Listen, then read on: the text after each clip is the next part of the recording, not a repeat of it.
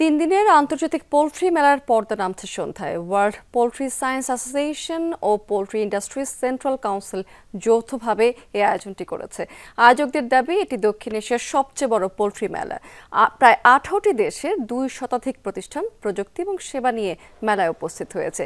825টি স্টলে feed mill, hatchery, breeder farm, commercial farm সহ প্রযুক্তি এবং পণ্যের দেখা মিলেছে। এখানে প্রায় সকাল 10টা থেকে সন্ধ্যা 6টা পর্যন্ত মেলা সবার জন্য উন্মুক্ত থাকবে।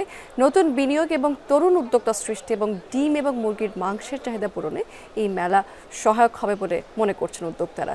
তারা বলছেন যে 2050 সালকে সামনে রেখে পোল্ট্রি শিল্প দীর্ঘমেয়াদী পরিকল্পনা নিয়ে কাজ করছে।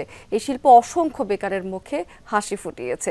আগামী 10 বছরে এই খাতে প্রত্যক্ষ এবং পরোক্ষভাবে প্রায় 1 কোটি মানুষের কর্মসংস্থানের সুযোগ সৃষ্টি হবে। পোল্ট্রি শিল্প মূলত গ্রামাঞ্চলে গড়ে উঠেছে, ফলে তৃণমূলের অর্থনীতি শক্তিশালী হয়েছে।